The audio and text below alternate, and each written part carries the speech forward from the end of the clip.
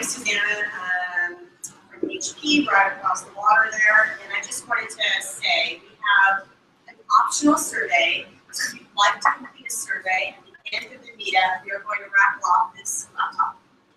Obviously, if you're in the room, for HP or not. Again, totally optional. If you'd like to have an opportunity, then plus someone in the audience just put everybody. So thanks for having us. And now we're going to, and I'll let him introduce his talk and all the fun, shiny things that he does for Helion. I do fun, shiny things, Yeah. and apparently I'm supposed to say smart things too. I can't guarantee that, but I will try. So let's see. 1 second. I apologize. And beers for presenters. Cheers. So hi guys, my name is Colin Henry. I am an engineering manager with HP in the Cloud Foundry team. Before that, I was a principal engineer at a local startup called UserMind, where we basically built microservice architecture in Go for complex event processing. And before that, I was the director of engineering for a company called Simply Measured, who did social media analytics, reporting, and calculation.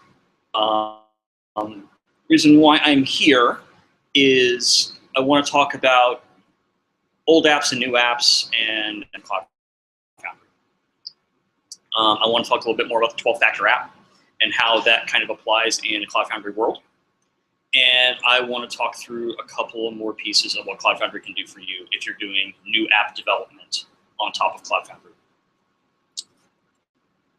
So one thing before, there's going to be some weird code on the screen.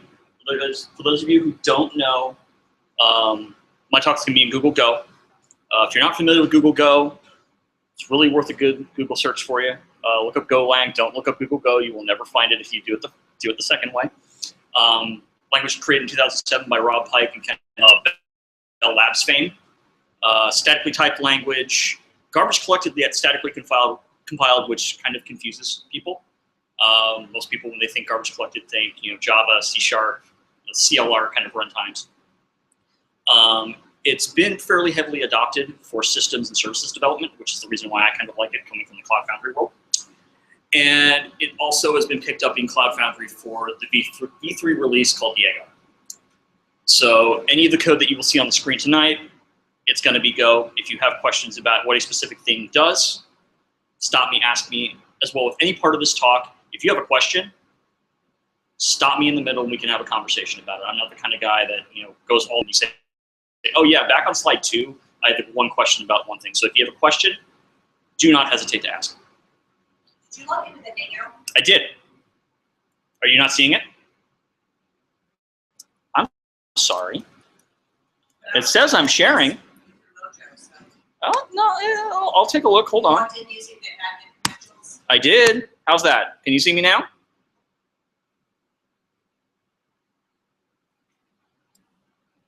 says I should be presenting to everyone. I am so not professionally trained on this, so. Did you present to everyone? I did. Okay. Thanks. You're welcome.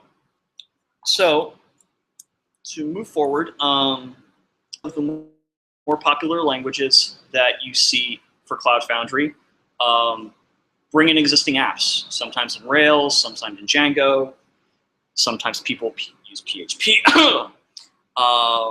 Java, .NET.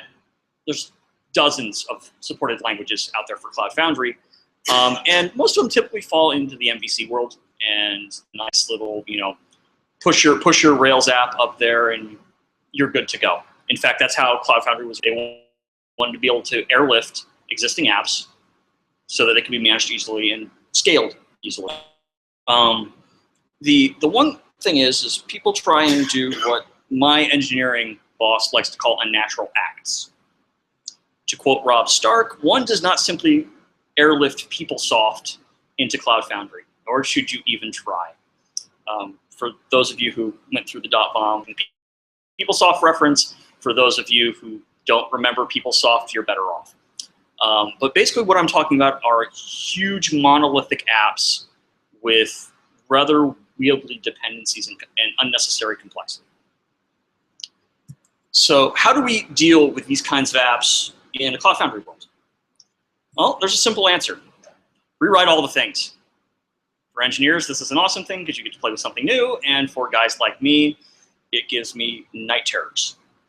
But that being said, if you're going to try and move a very complex app into Cloud Foundry, you need to rethink how you're working with these things. You can move your big wheel or EAR into Cloud Foundry if you really, really want to. There are ways to do that. There are consultants who will do that. It's not exactly the best approach to move forward, especially in this kind of new breed of IT that we're all working with. The legacy is fine, but you should know when legacy needs to stay legacy. The one thing that's benefited based on my past experience is to work with what's called a microservice architecture. And Martin Fowler has defined it as basically developing a single application as a suite of small services. Think of these as the simplest thing that could possibly work for a given problem. It could be your an order processing component. It could be the thing that represents your user's data model. But breaking these things down into small, bite-sized components that can be isolated, tested, measured, and tweaked without necessarily having to redeploy the entire world. Yeah, what's up? I would say the difference between service-oriented architecture and a microservice architecture is the difference between using things like SOAP and big, wieldy, kind of, I would say, old world processes. SOA is very much a post-dot-bomb, but pre kind of Rails world where you use SOAP and UDDI and a bunch of big, wieldy processes, business processes, to try and accommodate, big, complex process needs.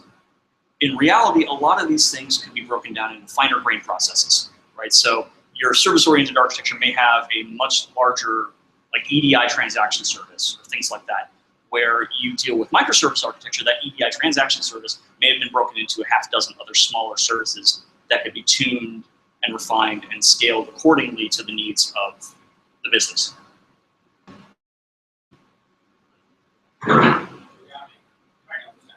Yeah, no, it is a further revision on a service-oriented architecture. And break it down even further. That's the basic.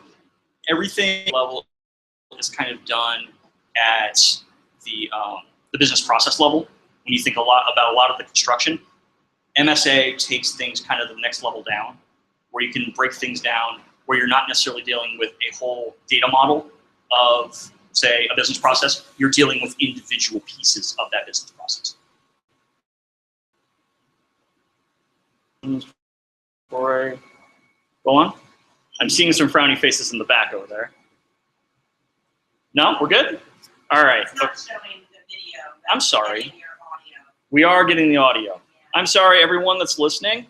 I will try and do my best to speak somewhat to what is on the slides, and I am sure that Suzanne and the entire marketing team at HP will somehow make this all work in post. So one thing I do want to talk about in conjunction. Oh, go ahead. Sorry, the voice is not clear. I'm not feeling me. So my question is that Yeah. microservices. Yeah. It's kind of an overkill. It all depends on the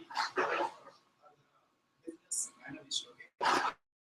Design the application with data microservices.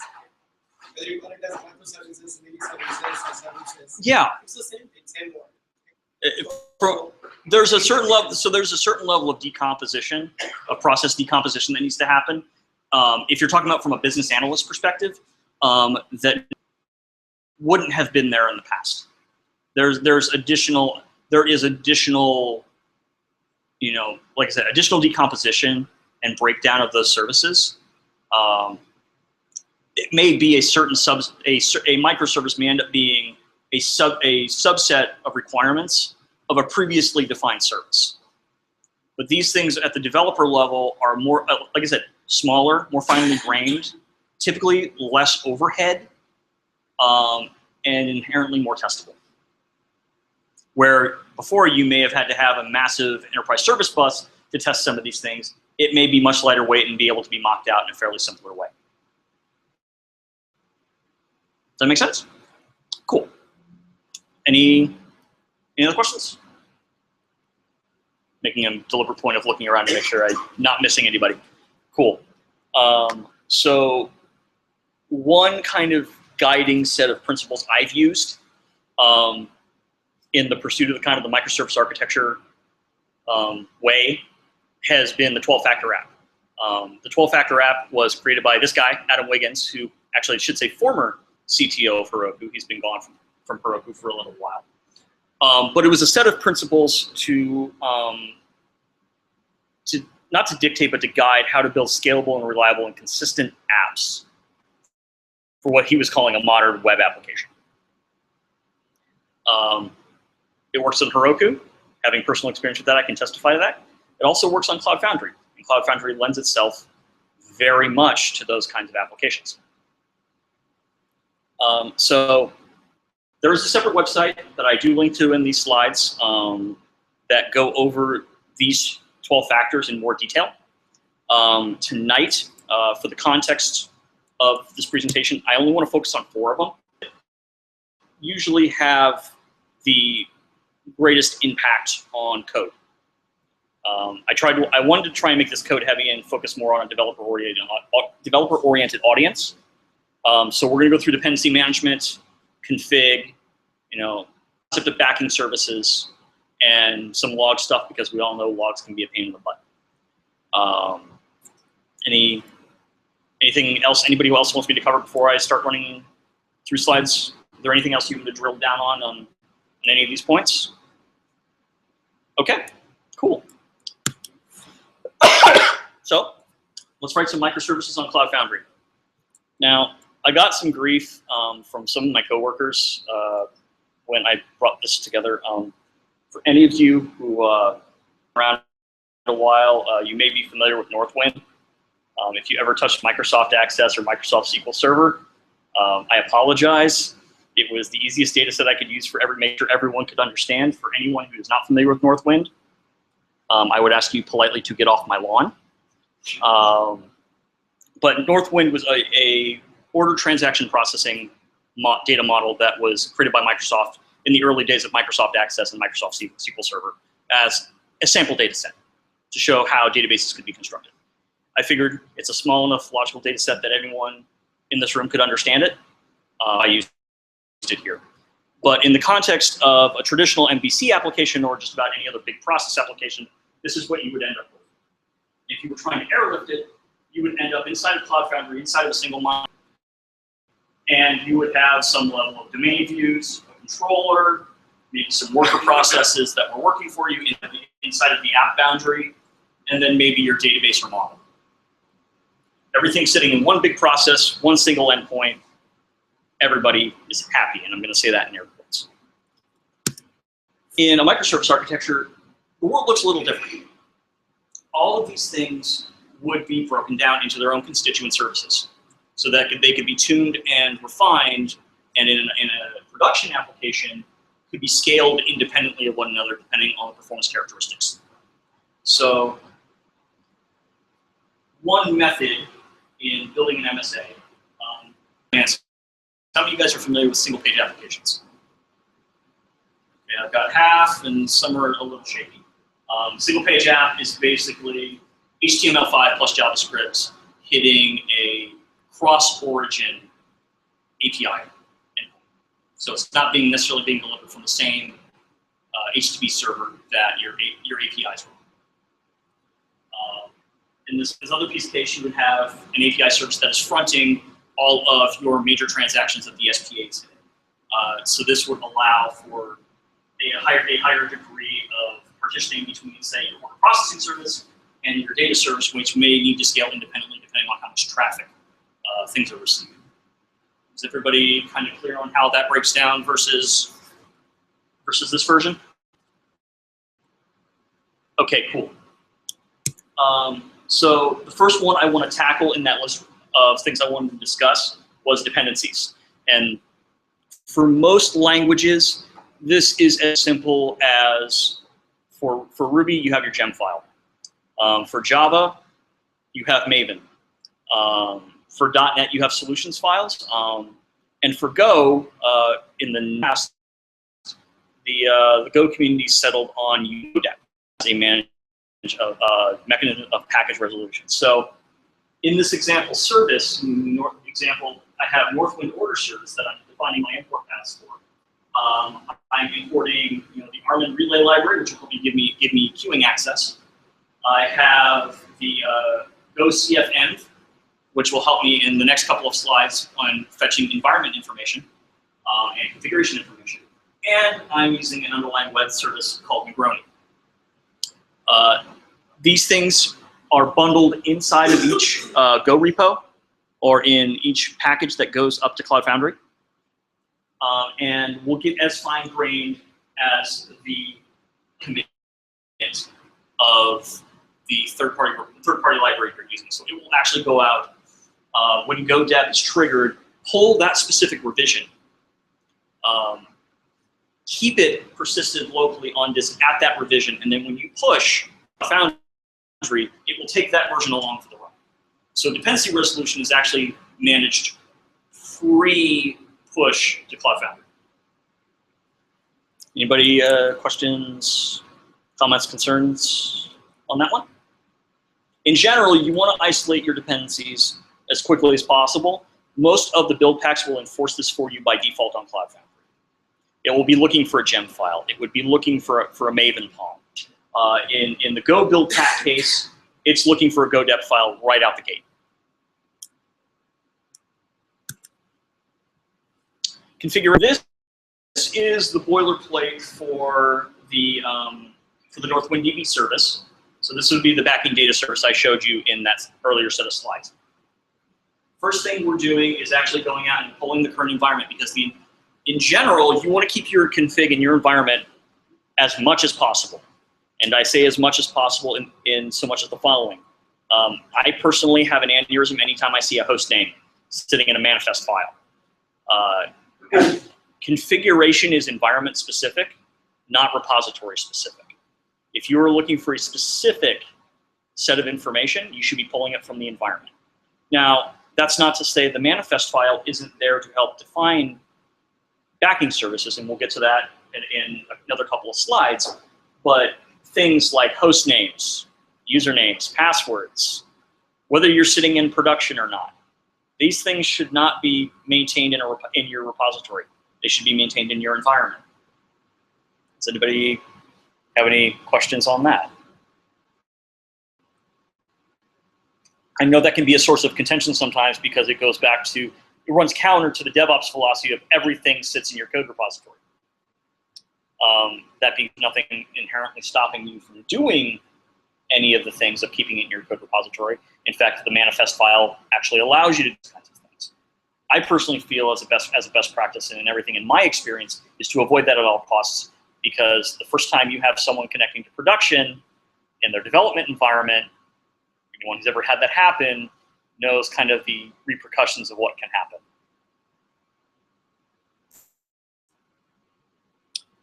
So when we talk about the other microservices that you may interact with, one mechanism while doing these things, you can actually make your life easier. Going back to the host name issue, if you have other services that you want to interact with. In the Heroku world, for example, you could simply put them in an environment variable and have you independently connect to them in the environment. Another mechanism, which is actually usable and I personally think awesome in Cloud Foundry, is that you can define your own service brokers for your own services, so that you don't have to define a connection string saying an environment variable somewhere specific to this service or this application. You can actually go back to Cloud Foundry after you've provided a service broker that provides the other service and say, I need an instance of that service. So in this example, again, this is the Northwind order service. In the services list, I've asked for a copy of Northwind data service of type Northwind data service. So what it will do is one of the other pieces of code that allowed information about the Northwind data service to be published around connection information, if there were any specific sets of credentials that needed to be used for auditing. And one of the first things that would be set up when you did this push, it would ask you, do you want to add this type of Northwind data service, Northwind data? You would say yes, and it would go back out to that service broker, which consequently is also managed and hosted in Cloud Foundry, provision whatever data and credentials were needed, and then pass back as part of the services information as mentioned previously in the configuration. So if you guys are familiar with writing Cloud Foundry apps already, most of this information would just show up in VCAP services and would be available by name of Northwind data. Anybody have questions on that piece?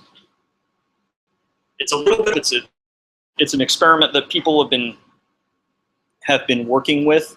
One of the things I've played with in my time is writing generic service brokers so that anybody who wanted to register any internal service could just go up, say, I want to register myself with this broker and have it available inside of Cloud Foundry. Code for that isn't ready yet. I'm hoping, kind of a side project for me, I'll have that ready in the next couple of weeks. Yeah. Sure. So the question was, how do you handle authentication of these various services? Typically, like with RabbitMQ, MySQL, things like that, when you register yourself as a member of that service, there would be an exchange of credentials information. So, for example, let's say we had MySQL sitting in here. MySQL would send me back a username and password that I could use with the connection string it also provides me to make that transaction work. Now, if you were fronting your own, let's say you had all of your services as OAuth-based, server to server, you could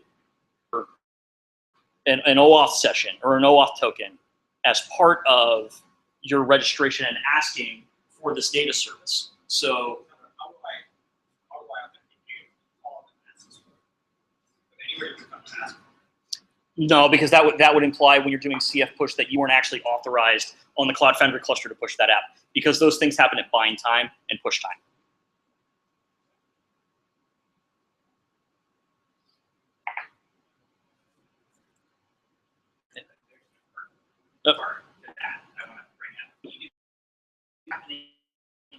That's happening on a TPA, so that's inside your network. You've authenticated to be able to talk to the core, and then it submits the request to the TPA for you. So you're within a firewall. Right. So you had to have the proper authentication to log in to tell them to log in.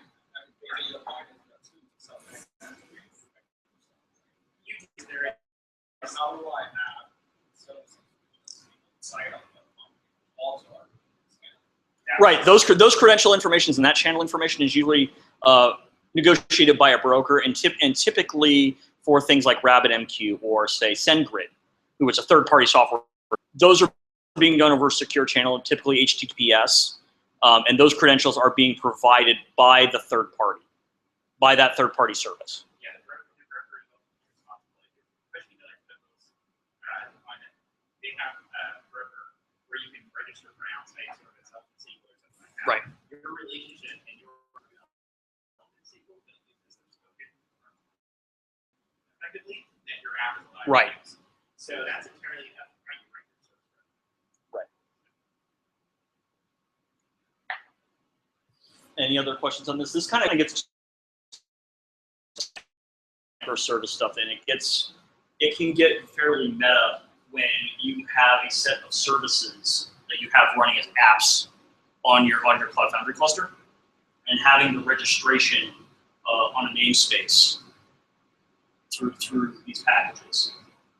You could just as easily specify your hosts in the environment variables But if you're trying to do things with auto binding and auto credentials and things like that and providing it through the service, this would be your next best bet, in my opinion. The last one, and sometimes the most painful one, and this is the one we kind of get for free with Cloud Foundry, is logging. Because of the benefits of centralized logging using Logerator, or if you're using, for example, ActiveState, their LogYard implementation, all of that logging is centralized in one place. And they make it as simple as printing something out to standard out. Fortunately for Go, it becomes one of the easiest things in the world because the default logging implementation inside of Google Go just pushes to standard out. So you don't have to initialize anything. You don't have to configure anything. You call log.println, or in this set of information, instead of this set of code, which is actually the identical set of configuration information we saw a couple slides back, all we call log.fatal. And not only will it print out the error message, so it allows us to minimize the amount of code, or just gratuitous code of writing exit conditions. It will just fatal exit 0 immediately with your error message. It will also go through centralized logging, so that can be picked up through whatever is monitoring your service. The most painful and yet easiest task you could ever have to do. Any questions on this one? This one's kind of self-explanatory. That's why I left it for the end. What's kind of cool about this one is in Go, you can do it without thinking, and you don't ever have to worry about logging. It will just always be there. The equivalent in most other languages is just you would have to print a standard out, and you have a bunch of print lines everywhere. Because the logging setup goes to standard out right away, you don't even have to worry about it. Which means if you wanted to log this locally on your machine, you could go to standard out in dev mode. If you wanted to pipe out to logs, you could do that too. That's where I kind of left the slides. But if you guys have any other questions and want to have any other things you want me to, actually don't even know what time it is right now. I managed to get through this in, what, 20 minutes? So we've got until 8 o'clock. So if anybody's got any other questions, happy to talk through them. Oh, one hand in the back. You started talking about the difficulty. Oh, yes. Yeah. Yeah. Talk a little bit more about that. That seems like Sure. a lot of work. It is absolutely a lot of work. And this is where I prefer in certain cases to do the strangler pattern. You may start with an entire legacy app outside of Cloud Foundry and pull in one piece and have it just communicate to Cloud Foundry for that one piece. And then you consume it and you bring in another piece in.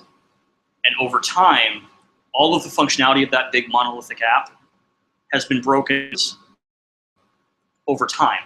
You can apply a strangler pattern to it where you just strangle the old code out of the system and have it move into the system. It doesn't need to be the massive real at once. You can do things piecemeal, right? You run into any kind of patterns that show that there's certain things that are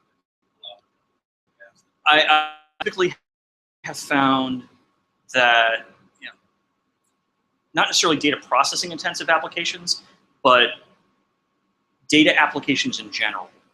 Like, not the things that are purely MVC, but like say MVC plus, where there's a little bit of processing involved. The reason why I picked the Northwind is because there's a pattern there. For example, some order processing. And it's not heavy level transaction processing, but it is things that require some degree of work that could be scaled independently. I wouldn't necessarily move my full ERP system into Cloud Foundry. There are many people who are really happy. PeopleSoft for human resources management is one of them. I wouldn't try and airlift PeopleSoft in. I wouldn't try and airlift full-on WebSphere applications that have really complex requirements. What I would start to do is ask the question of how this can be broken down. And then if there is a pattern that works from a conceptual point of view of what are the easy wins, the low-hanging fruit, I usually start with those. And then usually when I hit a roadblock, I ask, how could this roadblock be broken down as its own thing, right? When we talked about SOA previously, it's one of those top level services that's usually the pain, right? It's one of those things that just seems like an insurmountable rock. And I look at, okay, how could that be broken down? Run into something that doesn't look like it could be moved.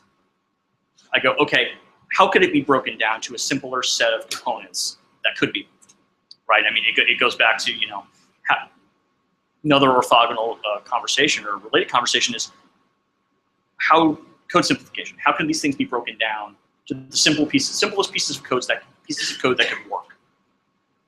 Does that make sense? Yeah, so I'm guessing there's a hybrid model between your two pictures, and then one model of the application entirely within app master inside of microservices. Mhm.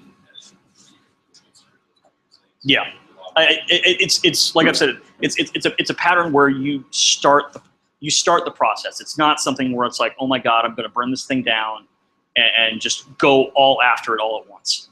That is a popular opinion of engineering. The old thing down and let me build the new thing. People who have worked in shipping is not always possible. Your technical debt needs to be retired over time. It's one of those things that sometimes feels painfully slow, but in the grand scheme of things, is a lot quicker than if you had never touched it at all. And eventually, when the thing finally broke down, when you're sitting on technology that is old as conceivably a mainframe is now, and having to go rewrite it from scratch, this kind of continual piecemealing of development and strangling, making way for the new, sometimes is the easiest approach. But you first need to have the acknowledgement that that's the approach you want to take. And sometimes that's not a coding problem. It's not even a software engineering problem. It's a organizational problem. And a lot of the complexity that goes into some of these things is making people understand that, look, this thing has served us well. This application that we're looking at has served us well. It will not continue to serve well if it continues in its current form. There's almost a reimagining of the application. To use actually, I'm blanking on his name. Actually, I think it was Chris Ferris, my bad, of IBM, said you need to reimagine your apps. Sometimes these big, complex apps need to be reimagined for the platform that they're moving to. And the reimagining is the start.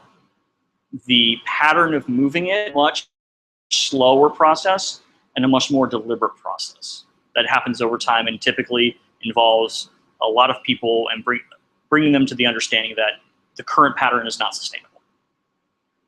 Does that make sense or kind of answer your question? It was a really long, rounded way of getting to it. It's a hard question. It is a very hard question. People write business cases and books on this stuff.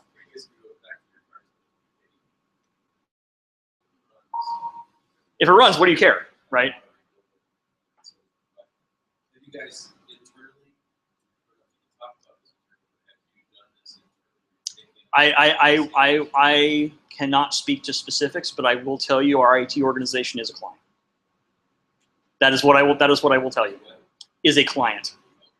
So. I can give an example of that, which is not need to be specific, but it's. Rob, you're going to need to speak up in case the. Yeah. So example of that. Yeah, I can stand it. Everyone will hear me. At my last job, we chose to rewrite this legacy giant Ruby and Rails app. And the way that we decided to do it was we said, okay, let's take authentication. Just take one simple thing out of it and then we tied Rails to that.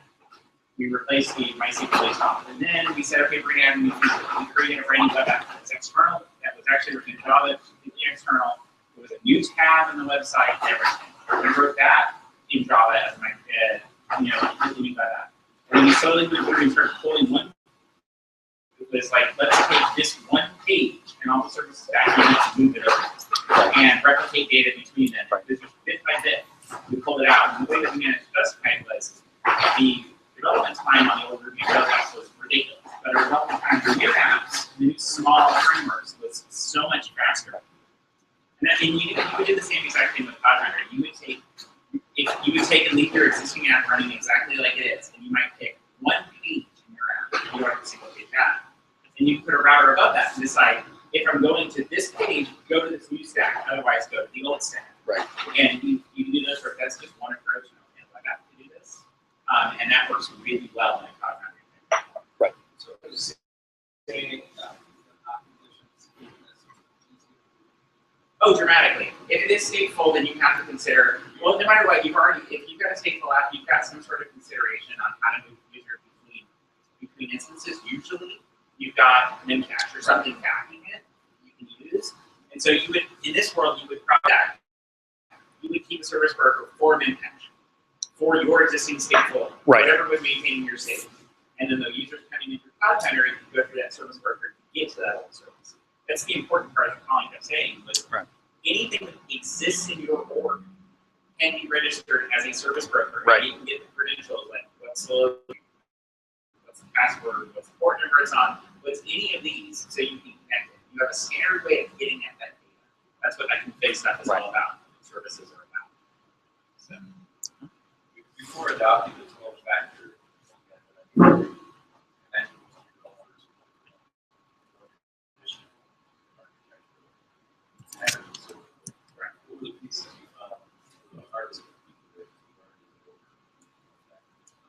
But some of the hardest stuff was just making things more granular and not like Colin kept mentioning host names and text files in your repo and hard coding. You know, oh, this is okay. So it's this host name and it's always on this port and it's hard code. Just went down.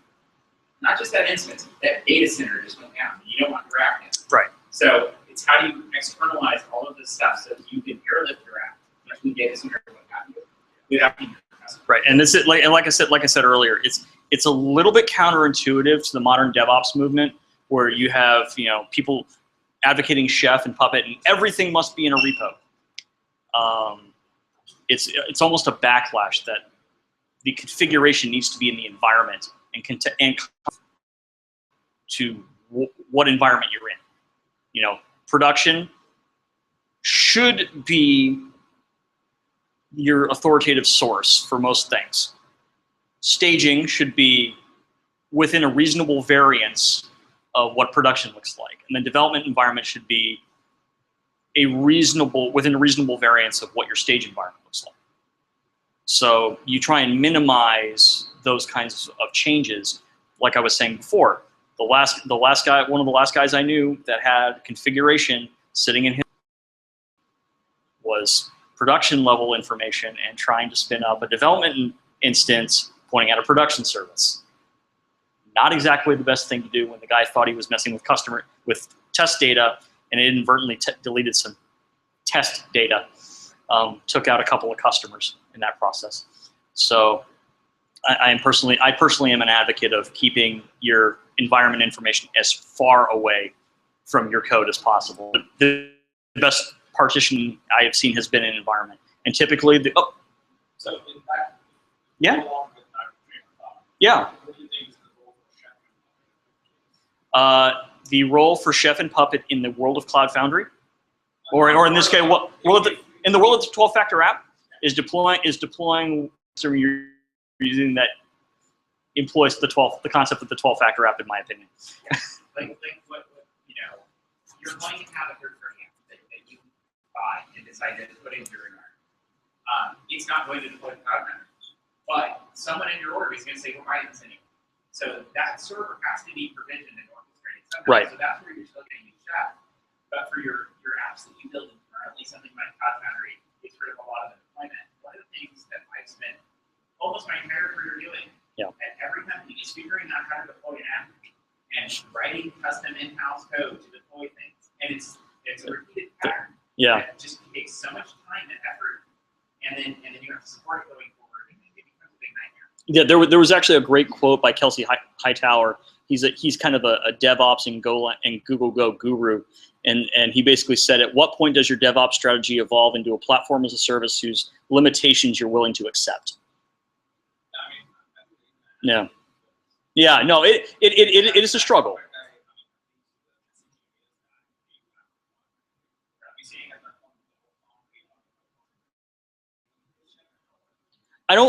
Here's the thing, I don't think,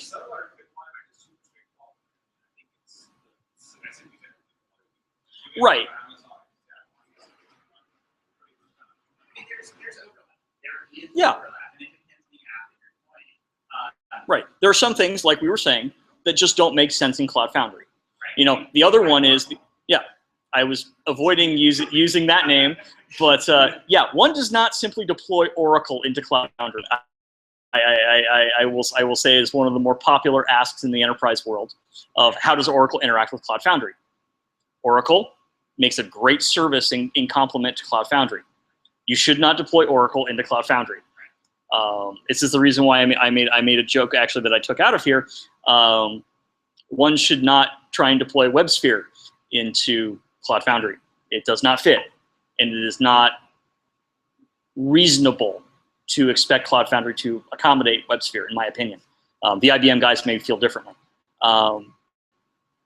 There are certain things that aren't meant for that world.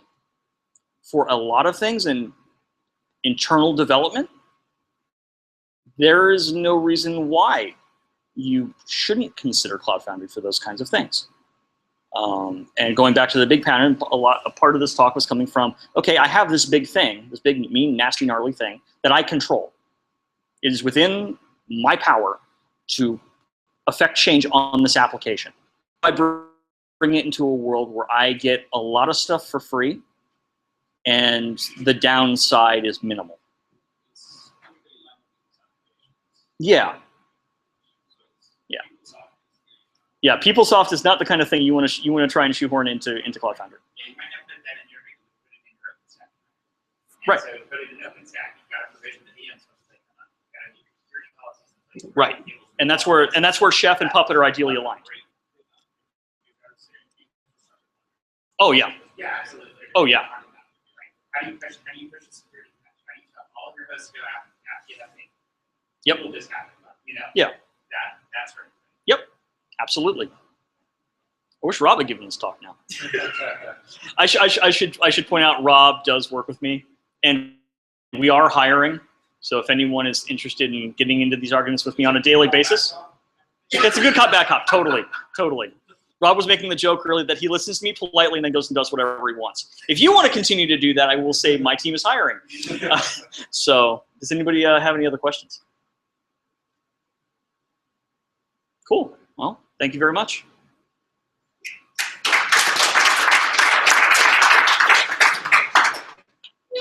Hopefully I said some smart things that people enjoyed.